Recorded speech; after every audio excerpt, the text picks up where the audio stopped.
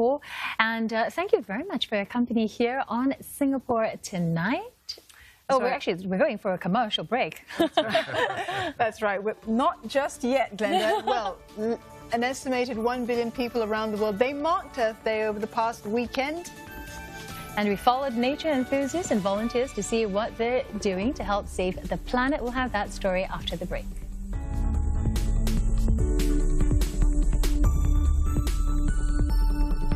For some, it's a reminder to recycle and turn off the lights when you leave a room. For others, it's an incentive to make big changes that benefit the planet. More and more Singaporeans are going green, and they went all out to mark Earth Day over the past weekend. I went to find out how. Take a look. It's the planet we live on and home to more than 6 billion humans and countless life forms beyond our imagination. But with climate change and pollution facing planet Earth, protecting the environment has never been more important than right now. It's estimated that over 1 billion people in 200 countries marked Earth Day over the weekend this year. Here in Singapore, participation in Earth Day events is steadily rising. So what did we do to make a difference? Our farmers know a thing or two about climate change. Ready, on your mark, everybody. One lot. 1, 2, 3. 9 of them in the Kranji countryside kicked off Earth Day this year by simultaneously planting Kranji tree saplings at their farms. Our planet loses over 15 billion trees each year. That's 56 acres of forest every minute. If you want to help the Earth, planting trees is one of the easiest and most sustainable ways to do it. Trees are our lifeline to cleaner air. Why? Well, they improve the quality of the air by producing oxygen, and we need that oxygen. So we need trees now more than ever. Next up, we head to Sungai Buloh Wetland Reserve with the Nature Society of Singapore, where avid bird watchers mark the day looking for the last migratory birds of the season. You're hunting, probably fishing over the You've heard of that phrase, a dog is man's best friend. Well, birds may well be the Earth's best friend. Why do I say that? Well, they do so much. They pollinate plants, disperse seeds, scavenge carcasses, as well as return all those nutrients back to the Earth. They really are that wonderful link between the sky and the soil. And maybe more than that, they're simply a joy to watch. The wetlands teem with life, big and small. From fragile forest creatures to one of the largest aquatic reptiles. We had a rare sighting of this estuarine crocodile, a tailless giant that survived an unknown injury despite the odds.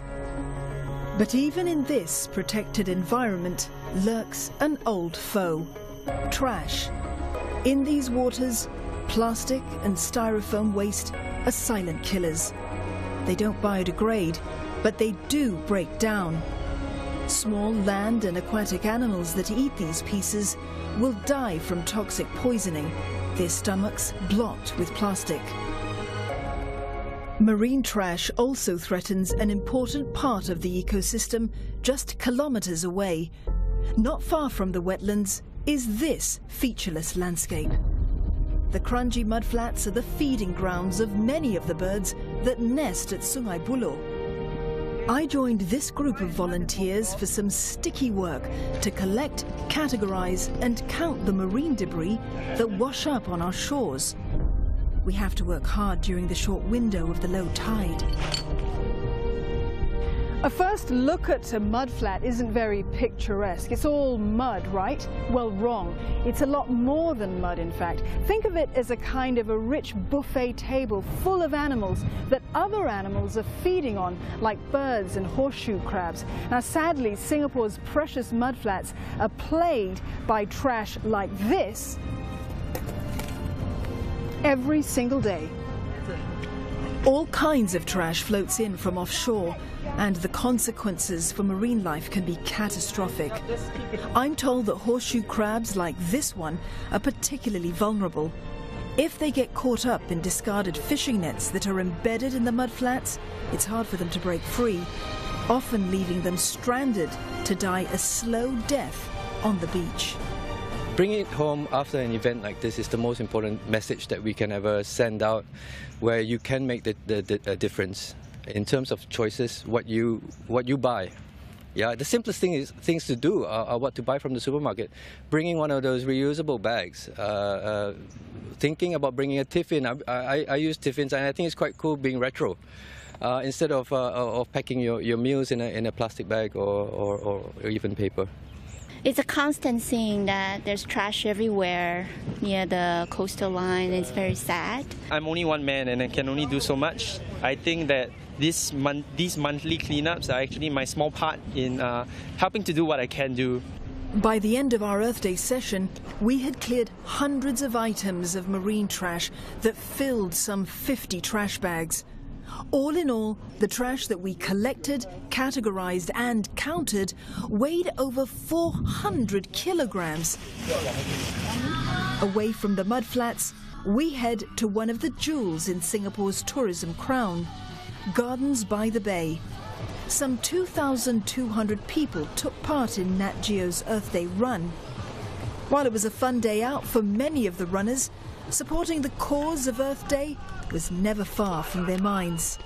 Earth Day means making your personal goal towards saving the planet, be it saving water, saving electricity, or even learning about something about the Earth that you never know. Earth Day is actually a day where we try to conserve as much as possible to try to prolong the life as long as possible as you can for future generations. Individually, we're one drop. Together, we're an ocean. This was written by Japanese writer Satoru. It describes a very simple but practical idea that by working together, people can accomplish much more than they could alone. So, if you missed this year's Earth Day, what are you waiting for? Mark your calendars now, April 22nd, 2018. Dawn Tan, Channel NewsAsia, Singapore. A great piece there, Dawn. Strength in numbers indeed. Well, thanks for your company here on Singapore Tonight.